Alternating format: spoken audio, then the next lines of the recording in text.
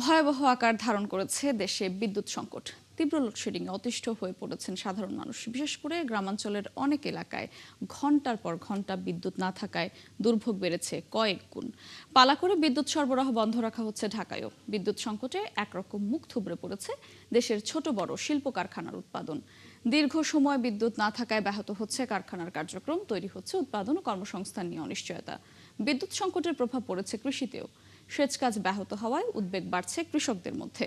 একই সঙ্গে গ্যাস ও বিদ্যুৎ সংকটে বাড়ছে শিল্প খাতের চাপ। পরিস্থিতি সামাল দিতে বিদ্যুৎ সাশ্রয়ে বুধবার থেকে শপিং মল, মার্কেট ও দোকানপাট রাত ৮টার মধ্যে বন্ধ করতে বলা হয়েছে। সন্ধ্যা ৭টার মধ্যে বন্ধ করতে হবে আলোকিত বিলবোর্ড, সীমিত করতে হবে আলোকসজ্জাও। তবে সরকারের এই সিদ্ধান্ত নিয়ে উদ্বেগে ব্যবসায়ীরা। তাদের আশঙ্কা, নির্ধারিত সময়ের আগেই দোকানপাট বন্ধ করতে হলে বাড়বে আর্থিক ক্ষতি। এফএসআইতে যেসব ইঞ্জিনিয়াররা কাজ করছে, একজন এসছে ব্রিটেন থেকে আর একজন আসছে সিঙ্গাপুর থেকে। তারা যেভাবে আমাদেরকে এস্টিমেটেড টাইম দেয় সেইভাবে আমরা আশ্বস্ত করি। আপনারা যদি বলেন যে না ওইসব টাইম নিয়ে দিয়ে না, দেবো না, আমরা সারা পরে বলবো সারা হয়েছে।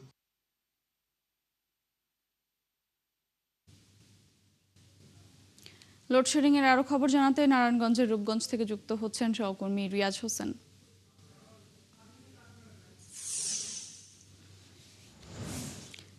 রিয়াজ, কি সবশেষ তথ্য আছে নারায়ণগঞ্জের রূপগঞ্জের আপনার কাছে জানাবেন? তাছাড়া চলমান যে সংকট সেটি কাটতে কতদিন লাগতে পারে কিছু জানতে পেরেছেন কিনা?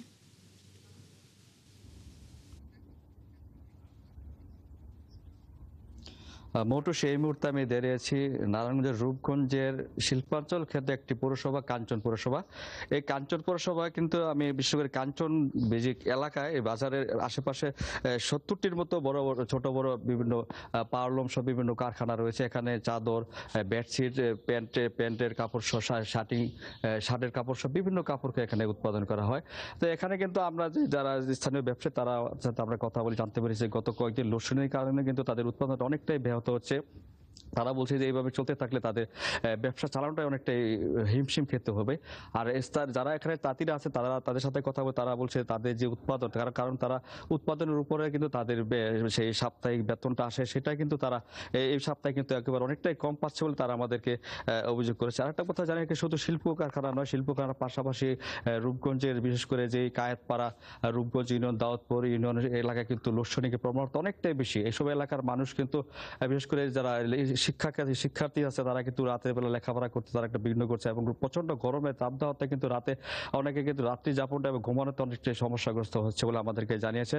আর বিশেষ করে আরো রূপগঞ্জের 7 শতাধিক বড় বড় শিল্প কারখানা আছে, তাদের মালিকদের সাথে আমরা কথা বলি। তারাও বলেছে যে বিশেষ করে গ্যাসের পরবর্তীতে বিদ্যুতের লোডশেডিং কারণে তাদের কিন্তু অনেকটাই সমস্যাগ্রস্ত হচ্ছে। সে কারণে তারাও কিন্তু তাদের যে রপ্তানির যে পণ্য সামগ্রী সেটাও তারা কিন্তু সঠিক সময় তারা তাদের যে বায়ার আছে বিদেশ থেকে যারা অর্ডার নিচ্ছে তারা তাদেরকে দিতে পারছে না। তবে নারায়ণগঞ্জ পল্লীবিদ্যুৎ দুইয়ের যে জিএম এর সাথে আমি আগে আপনাকে জানিয়েছি কথা বলে, তিনি আমাদেরকে বরাবরই জানিয়েছেন যে লোডশেডিং প্রবণতা গত 2 দিন ধরে কমে আসছে এবং রূপগঞ্জের পার্শ্ববর্তী 2500 যে 250 মেগাওয়াটের গ্রেডের কাজ চালু হচ্ছে। তারা গতকালকে যারা যে আপনি থাকবেন সেখানে, পরবর্তীতে আবারও যুক্ত হব আপনার সঙ্গে। দর্শক, নারায়ণগঞ্জের রূপগঞ্জ থেকে লোডশেডিং এর খবর জানাচ্ছিলেন সহকর্মী রিয়াজ হোসেন। আমরা এই ঘন ঘন লোডশেডিংয়ে সারা দেশের পাশাপাশি ময়মনসিংহের মানুষ অতিষ্ঠ। দিনে রাতের বেশিরভাগ সময় বিদ্যুৎ থাকছে না। আমরা একটু ময়মনসিংহের পরিস্থিতি জানবো, সেখানে আছেন আমার সহকর্মী বাবুল হোসেন। বাবুল, ময়মনসিংহে বিদ্যুতের কেমন সংকট দেখছেন? কি ধরনের ভোগান্তি হচ্ছে? তাছাড়া সংকট কবে নাগাদ কাটতে পারে? বিদ্যুৎ অফিসে বা কি বলছেন? সংশ্লিষ্ট যারা আছেন তারা কি বলছেন জানাবেন।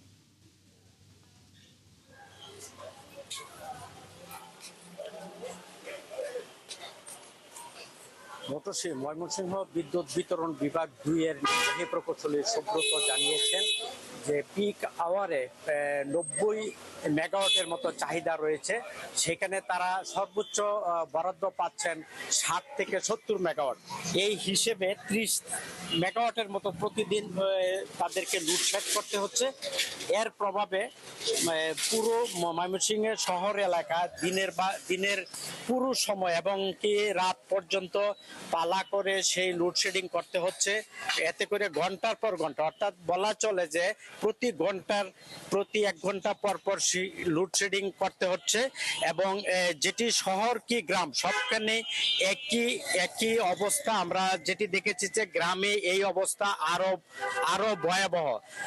আপনি জানেন যে এখন আমন আবাদের মৌসুম চলছে, সেই এখন কৃষকদের সেচের প্রয়োজন, সেখানেও কিন্তু এক ধরনের সংকট তৈরি হচ্ছে। আমরা শহরে যারা আসছেন প্রতিদিন, আমরা বেশ কয়েকজন রিক্সাওয়ালার সঙ্গে কথা বলেছি, তারা যেটি বলছেন যে সারাদিন রিক্সা চালিয়ে যখন তারা রাতে বাড়ি ফিরেন তখন কিন্তু এই মধ্যরাতে তাদেরকে সেই মানে প্রচন্ড গরমের মধ্যে হাঁসফাঁস অবস্থা, তাদেরকে দিন যাপন করতে হচ্ছে, রাতে ঘুমাতেও পারছে না।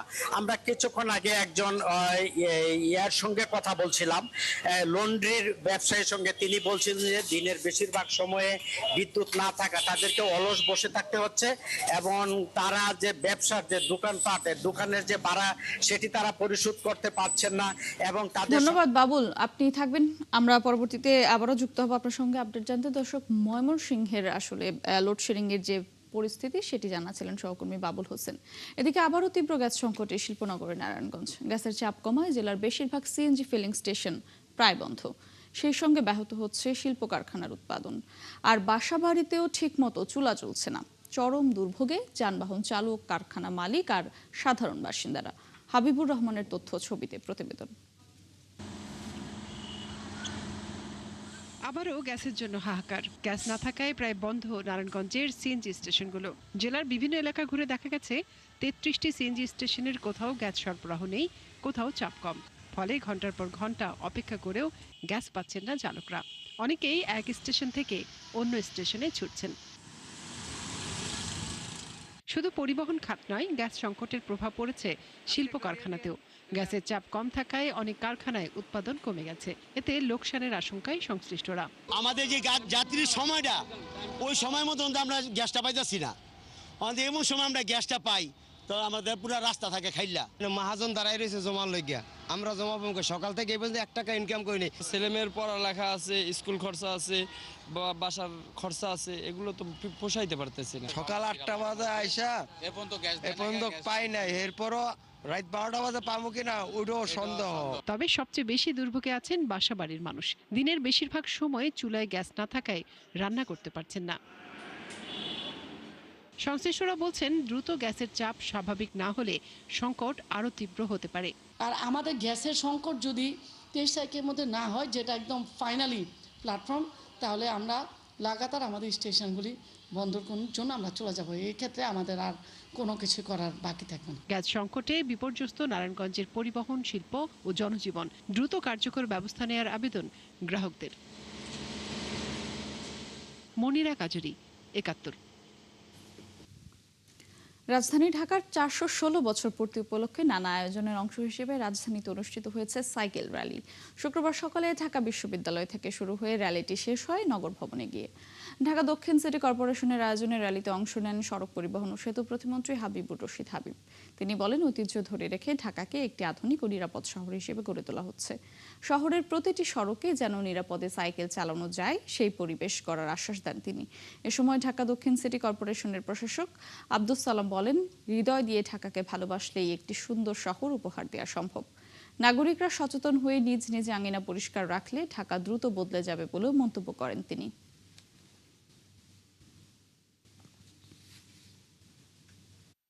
আমরা শারীরিকভাবে ভালো থাকতে চাই, মন খুলে ঢাকাকে ভালো রাখতে চাই। আমরা হাসবো, আমরা খেলবো, আমরা ঘুরবো, ঢাকা শহরটাকে দেখবো, তাহলেই তো এই ঢাকা শহরটাকে সুন্দর আমরা করতে পারবো। ঢাকা আমাদের প্রাণেশ্বর, ঢাকা আমাদের ঐতিহ্যের ধারক ও বাহক। ঢাকাকে ঘিরেই আগামীর বাংলাদেশ, আগামীর প্রত্যয়। এই ঢাকাকে আমরা একটি নিরাপদ ঢাকা চাই, ঢাকাকে একটি পরিচ্ছন্ন এবং বাসযোগ্য ঢাকা চাই। চট্টগ্রামের বাজারে নিত্যপণ্যের দাম এখনো চড়া। গত সপ্তাহের তুলনায় সবজির দাম কিছুটা কমলেও দাম এখনও মধ্যবিত্তদের নাগালে আসেনি। বাড়তি দামে বিক্রি হচ্ছে মুরগি, মাছ ও ডিম। বাজারে বেশিরভাগ সবজি কেজি প্রতি ৮০ থেকে ১০০ টাকায় বিক্রি হচ্ছে। বেগুন, বরবটি ও কাঁকরোল ১০০ টাকা, ঝিঙা ৮০, টমেটো ১২০ টাকায় বিক্রি হচ্ছে। এছাড়া ব্রয়লার মুরগি ১৯০ থেকে ২০০ টাকা, সোনালী মুরগি ৩৫০, দেশি মুরগি ৬৫০ থেকে ৬৭০ টাকায় বিক্রি হচ্ছে। ডিম এ সপ্তাহেও ডজন প্রতি বিক্রি হচ্ছে ১৪৫ টাকায়। এছাড়া বৈরী আবহাওয়া ও সরবরাহ কমের অজুহাতে মাছের দাম কমছেই না। ক্রেতাদের নাগালের মধ্যে রয়েছে শুধুমাত্র আলু ৩০ টাকা কেজি দরে। নিত্য প্রয়োজনীয় পণ্যের দাম বাড়তে থাকায় চাপে পড়েছে নারায়ণগঞ্জের মানুষ। আয় বাড়েনি, অথচ প্রতিদিনই বাড়ছে সংসারের খরচ। ফলে প্রয়োজনীয় পণ্য কিনতে গিয়ে করতে হচ্ছে কাটছাট। বাজারে কেনাকাটা করতে আসা ক্রেতারা বলছেন, একই পরিমাণ পণ্য কিনতে আগের তুলনায় বেশি টাকা খরচ হচ্ছে। গোলাম রাব্বির ছবি ও হাবিবুর রহমানের তথ্যে প্রতিবেদন। নারায়ণগঞ্জের বিভিন্ন বাজারে সবজির দামে এখন অস্বস্তি ক্রেতাদের। বেগুন, করলা, শসা, বরবটি, ঢেঁড়স সহ বেশিরভাগ সবজি ১০০ থেকে ১৬০ টাকা কেজি দরে বিক্রি হচ্ছে। আমরা তো কোনো অভাব দেখতে আসি না। এই যে দেখলাম কিছুদিন আগে কাঁচামরিচ ৪০০-৫০০ টাকা, আজকে আবার ৮০ টাকা। এভাবে কেন হইবে? মাছ মাংসের বাজারেও স্বস্তি নেই। পাঙ্গাস ৩০০ থেকে ১২০০ টাকা, তেলাপিয়া ২০০ থেকে ২৩০ টাকা, রুই ৩৫০ থেকে ৬০০ এবং বিভিন্ন জাতের মাছ ৩৫০ থেকে ১২০০ টাকা কেজি পর্যন্ত বিক্রি হচ্ছে। ব্রয়লার মুরগির দামও ১৮০ থেকে ২০০ টাকার আশপাশে। একটু বাজারটা যাতে ঠিক করতে পারে, একটু ব্যবস্থা নেই, কারণ সাধারণ মানুষের চলতে পারে না। বর্তমানে সবকিছুর দাম বেশি। মাংসের বাজারে গরুর মাংস ৭৫০ থেকে ৮৫০ টাকা এবং খাসির মাংস ১২০০ টাকা বা তার বেশি দরে বিক্রি হচ্ছে। ডিমের ডজনও ১১০ থেকে ১৩০ টাকার মধ্যে। ভোক্তা অধিকারের কাছে আমরা রিকোয়েস্ট করব যাতে বাজারটা মনিটরিং করা হয় নিয়মিত, তাহলে জিনিসপাতির দাম যে হুট করে বেড়ে যায় এটা নিয়ন্ত্রণ হবে আর কি। বিক্রেতাদের দাবি, অতিবৃষ্টি, পরিবহন ব্যয় বৃদ্ধি ও সরবরাহে ঘাটতির কারণে কিছু পণ্যের দাম বেড়েছে। তবে ক্রেতাদের অভিযোগ, বাজারে নিয়মিত তদারকি না থাকায় সুযোগ নিচ্ছেন কিছু ব্যবসায়ী। দেশে এরকম কি অবস্থা তৈরি হয়েছে যে আটা মদের দাম বৃদ্ধি পেল, এগুলোর তদারকি দরকার, যাতে কোনো সিন্ডিকেটের হাতে পড়ে আমরা সর্বশান্ত না হই। এই বিষয়ে সচেতন মহলের দাবি, বাজারে পণ্যের দাম বাড়ার পেছনে কারা দায়ী তা খুঁজে বের করে কার্যকর ব্যবস্থা নিতে হবে। সরকারের এই সিন্ডিকেটটা ভেঙে জনগণকে সেই দ্রব্যমূল্যের ন্যায্য মূল্যে দ্রব্যমূল্য কিনতে পারে সেই ব্যবস্থাটা করার প্রত্যাশা রাখছি। তবে জাতীয় ভোক্তা অধিকার সংরক্ষণ অধিদপ্তরের সহকারী পরিচালক বলেন, বাজারে নিত্যপণ্যের দাম অস্বাভাবিকভাবে বাড়ানোর কোনো সুযোগ নেই। প্রতি মাসে কিন্তু ৮০ থেকে ৯০টির মতো অভিযোগ নিষ্পত্তি কার্যক্রম পরিচালনা করছি এবং প্রতিনিয়ত ভোক্তারা আমাদের দপ্তর থেকে কিন্তু প্রতিকার পাচ্ছে আইন অনুযায়ী। ক্রেতারা বলছেন, বাজার তদারকি জোরদার করা না হলে কাটবে না এই সংকট। হাসিবা আলী বর্ণা, ৭১। ব্যবসায়ীদের শীর্ষ সংগঠন federation of Bangladesh chambers of commerce and industries FBCCI এর নির্বাচন নির্ধারিত সময়ে শেষ করতে চান প্রশাসক মোহাম্মদ ফজলুল হক। ৭১কে তিনি জানান, ভালো ও যোগ্য লোক যেন ভোটে অংশ নেন সেই চেষ্টাই থাকবে, আর নির্বাচনটি হবে পেশি শক্তি ও টাকার প্রভাব মুক্ত। জাহেদুল ইসলামের প্রতিবেদন। প্রায় ৩ কোটি ব্যবসায়ীদের অভিভাবক সংগঠন FBCCI জুলাই গণঅভ্যুত্থানের পর এর প্রেসিডেন্ট মাহবুবুল আলম পদত্যাগ করলে সংগঠনটি হয়ে পড়ে নেতৃত্ব শূন্য। এরপর ২ দফা প্রশাসক বসিয়েও FBCCI এ ভোট করানো যায়নি। মাঝে হয়েছে কিছু মামলা, সদস্যরা হয়ে পড়েন বিভক্ত। এরপর সরকারি আমলার পরিবর্তে গেল ২ আগস্ট BKM এর সাবেক প্রেসিডেন্ট মোহাম্মদ ফজলুল হককে প্রশাসক হিসেবে নিয়োগ দিয়েছে সরকার। ভোটাররা বলছেন, একজন ব্যবসায়ী নেতা প্রশাসক হওয়ায় নির্ধারিত সময়ের মধ্যেই FBCCI-তে ভালো নির্বাচন নিয়ে তারা আশাবাদী। সকল পক্ষের সাথে মিলে মামলাগুলোকে উইথড্র করে তারপরে একটি সুন্দর, সকল কাছে গ্রহণযোগ্য একটি নির্বাচন বোর্ড তৈরি করা এবং সেটা আপনার তফসিল দেওয়া। অল্প দিনের মধ্যে উনি একটা নিরপেক্ষ অবাধ নির্বাচন দিয়ে FBCCI-র একটা সুন্দর পরিবেশ গঠন করে দিয়ে যাবে ইনশাআল্লাহ। প্রশাসক বলছেন, নিয়োগপত্রে নির্দেশিত ১২০ দিনের মধ্যে তিনি নির্বাচন দিতে চান। টিও রুলসের যে ঝামেলাটা আছে সেটা শেষ করতে হবে এবং টিও রুলসের ঝামেলাটা আমার হাতে না, এটার সঙ্গে মন্ত্রণালয় জড়িত আছে এবং এটার সঙ্গে অংশীজন যারা আছে, মানে আমরা যারা স্টেক হোল্ডার বলি, স্টেক হোল্ডারদের মতামতের বিষয়টা আছে। যদি এইটা আমরা আগামী ১৫ দিনের ভিতরে সম্পূর্ণ করে ফেলতে পারি, ১২০ দিনের ভিতরে ইলেকশন না হওয়ার কোনো রকম কোনো সম্ভাবনা নাই। এরই মাঝে ১৬ সদস্যের সহায়ক কমিটিও গঠন করেছেন প্রশাসক। নির্বাচনের পরিবেশটা এরকম তৈরি করা যাতে ভালো লোকগুলি নির্বাচন করতে উৎসাহী হয়, নির্বাচনের পরিবেশটা যেন মানে পরিচ্ছন্ন থাকে। যে অল্প টাকায় আপনি একটা নির্বাচন করতে পারেন তাহলেই অনেক ভালো প্রার্থী নির্বাচনে আসবে, আর নইলে কিন্তু অনেক ভালো প্রার্থী তাদের আর্থিক যোগ্যতা এবং যৌক্তিকতা, এত টাকা খরচ করার যৌক্তিকতা কি, ওই কারণে অনেক হয়তো আসবে না। তবে এফবিসিসিআই এর সাবেক এই সভাপতি মনে করেন সুষ্ঠু ভোট হওয়ার বিষয়টি নির্ভর করে নির্বাচন পরিচালনা বোর্ডের সদস্যদের নিরপেক্ষতার উপর।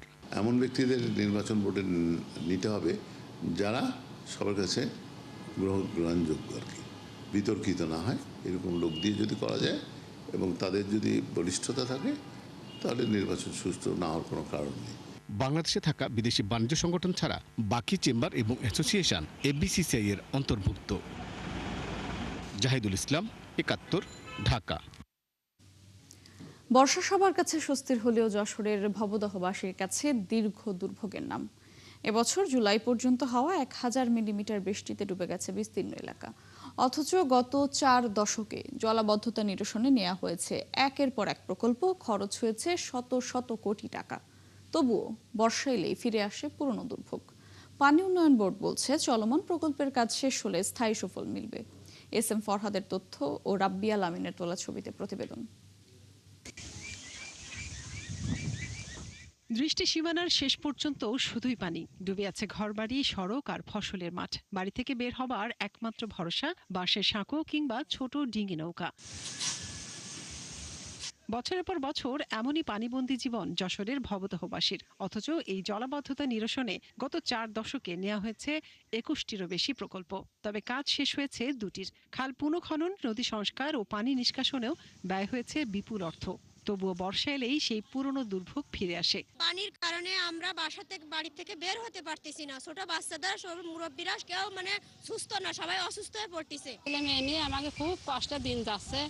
চারের পর দিয়ে আরতি আসছে, টিউবওয়েল তলায় গেছে। বাচ্চারা স্কুলে পাঠাবো তার সময় মতন ভাত রেঁধে দিতে পারছি না। বাচ্চারা চারের পথে নিয়ে যেতে হচ্ছে, নিয়ে আসতে হচ্ছে। বাসিন্দাদের অভিযোগ, নদী খননের সময় দেয়া বাঁধে পলি জমে পানি প্রবাহ বাধাগ্রস্ত হচ্ছে। এতেই জলাবদ্ধতা আরো তীব্র হয়েছে। পানি কষ্ট আছে, খাওয়া দাওয়া, বেড়ানো চেড়ানো, গরু বাছুর, হাঁস মুরগি নিয়ে আর দারুণ সমস্যা। এখানে যে বাঁধটা দেওয়া ছিল, দেখেন আপনারা এখানে যে বাঁধটা দেওয়া ছিল, এই বাঁধটা দেওয়ার ফলে আমাদের ৪ থেকে ৫ কিলোমিটার আমাদের এখানে পলি পড়ে ভরে গেছে। এদিকে স্থায়ী সমাধানের দাবিতে ভবদহ পানি নিষ্কাশন সংগ্রাম কমিটি টিআরএম চালু, আমডাঙ্গা খাল সংস্কার, নদী খনন সহ ৩ দফা দাবিতে আন্দোলন করছে। আমাদের একটাই কথা, এই মুহূর্তে টিআরএম চালু করতে হবে, ১ নম্বর দাবি। ২, আমডাঙ্গা খাল সংস্কার করতে হবে। ৩, দ্রুত সেনাবাহিনী যে আড়বাদগুলো আছে সেই আড়বাদগুলো সরিয়ে দিই। পানি উন্নয়ন বোর্ড জানিয়েছে বর্তমানে ১৪০ কোটি টাকার আরেকটি প্রকল্পের কাজ চলছে। প্রকল্পের ৬৪% কাজ এরই মধ্যে শেষ হয়েছে, বাকি ৩৬% শেষ হলে স্থায়ী সুফল মিলবে। আমডাঙ্গা খাল দিয়ে ভবদহ এলাকার একটা পানি নিষ্কাশিত হয়, তা আমডাঙ্গা খালের ইতিমধ্যে জমি অধিগ্রহণের প্রক্রিয়া চলমান। আমরা অনেকটা এগিয়ে গিয়েছি। আশা করতেছি যে খুব তাড়াতাড়ি হয়তো ক্ষতিগ্রস্ত জনসাধারণের হাতে আমরা ক্ষতিপূরণের যে টাকা, এই টাকাটা জেলা প্রশাসনের মাধ্যমে তাদেরকে দিয়ে জমি বুঝে পাবো এবং খুব দ্রুতই আমডাঙ্গা খালের সংস্কারের কাজ মাঠ পর্যায়ে বাস্তবায়ন শুরু হবে। এবারের বর্ষায় ভবদহে পানির উচ্চতা উঠেছিল সর্বোচ্চ ৯২.১৭ ইঞ্চি। ২৬ জুলাই থেকে পর্যায়ক্রমে ২৪টি গেট খুলে দেওয়ায় পানি কমেছে ১৪.৬ ইঞ্চি। মনিরা কাজুরি, ৭১। দর্শক, ভিকারুন্নেসা নুন স্কুল অ্যান্ড কলেজে কাব হলিডে অনুষ্ঠানে বক্তব্য রাখছেন প্রাথমিক ও গণশিক্ষা প্রতিমন্ত্রী ববি হাজ্জাজ। আমরা সরাসরি যুক্ত হব সেখানে।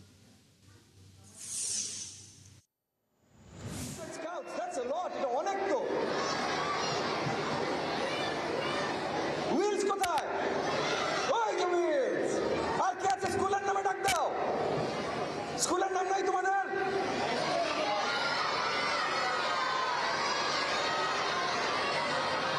২৩৫টা ডাক একসাথে আসলে আসলে কেউ কিছু বুঝবে না। ফার্স্ট অ্যান্ড ফরমোস্ট আমি খুবই খুবই খুশি আজকে তোমাদেরকে দেখে। তোমাদের কার কার অটোগ্রাফ সাইন করানোর আছে একটু ওয়েট করো, আমি চেষ্টা করব করে দিতে। তোমরা কে কে ছবি তুলতে চাও একটু ওয়েট করো, আমি চেষ্টা করবো ছবি তুলতে। তবে যখন তুলবে, দাঁড়াও দাঁড়াও দাঁড়াও, যখন ছবি তুলবে তোমাদের স্কাউট লিডারকে নিয়ে তুলবে, পুরো গ্রুপ একসাথে তুলে নেবো, ঠিক আছে? সবাই ঠিক আছে?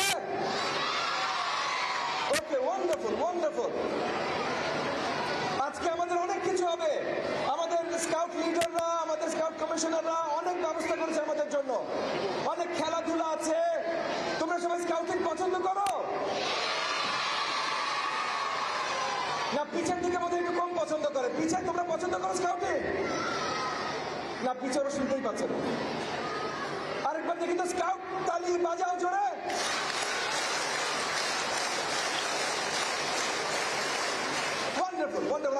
আচ্ছা, শুনতে পাচ্ছ, আমি বুঝতে পারছি অনেক গরম এবং তোমাদের অনেক খেলা বাকি আছে, একটু পরে যে তোমরা খেলবে।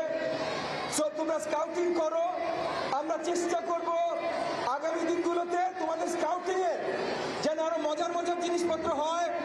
তোমরা স্কুলে যেন আরো বেশি বেশি স্কাউটিং করতে পারো। তোমাদের ক্যাম্পিং পছন্দ? ক্যাম্পিং হাত তোলো, যাদের ক্যাম্পিং বেশি পছন্দ। তাহলে আমরা ব্যবস্থা করবো যেন তোমরা আরো বেশি বেশি ক্যাম্পিং করতে পারো। তোমাদের বেশি বেশি জাম্বুরি, কাপটা কি হয়, ক্যাম্বুরি, তোমাদের জন্য বেশি বেশি ক্যাম্বুরি হয়, সেটার ব্যবস্থা আমরা করব। ঠিক আছে? আর তোমরা কি কি চাও, স্কাউটিং এ, এইটা তোমাদের স্কাউট লিডারদেরকে জানাবে। তাদেরকে বলবে তোমরা খেলাধুলা বেশি চাও, তোমরা অন্য কি বেশি দেখতে চাও, তাই স্কাউট লিডারদেরকে বলবে, তারা এসে আমাদেরকে বলবে কি চাও। ক্যাম্পিং, আপনারটা শুনেছেন, আপনারটাও শুনেছি ক্যাম্পিং। হ্যাঁ ঠিক আছে, শুনেছি ক্যাম্পিং হবে। আপনারা কেউ বাসায় থাকতে চান না? সবাই শুধু ক্যাম্পিং এ থাকতে চান? আব্বু আম্মুরা তো কান্না করবে। আব্বু আম্মুরা চায় আপনাদেরকে বাসার বাইরে পাঠিয়ে দিতে। ঠিক আছে, আপনাদের ক্যাম্পিং হবে, আপনাদের অনেক কি প্রফেশনসি ব্যাচ, না প্রফেশনসি ব্যাচের কাজ হবে, অনেক কিছু হবে। আমরা সামনের দিনগুলোতে আপনাদের স্কুলগুলোকে যেন আরো ভালোভাবে স্কাউটিং করতে পারে সেই ব্যবস্থা করে দেব। দর্শক, বিকারুন্নেসা নুন স্কুল অ্যান্ড কলেজে কথা বলছেন প্রাথমিক ও গণশিক্ষা প্রতিমন্ত্রী ববি হাজ্জাজ। আমরা সরাসরি ছিলাম সেখানে। দর্শক, চলছে সংবাদ সংযোগ। সরাসরি সংবাদ অনুষ্ঠান দেখতে চোখ রাখুন ৭১ ফেসবুক পেজ এবং সাবস্ক্রাইব করুন ৭১ ইউটিউব চ্যানেল। থাকুন ৭১-এর সাথে।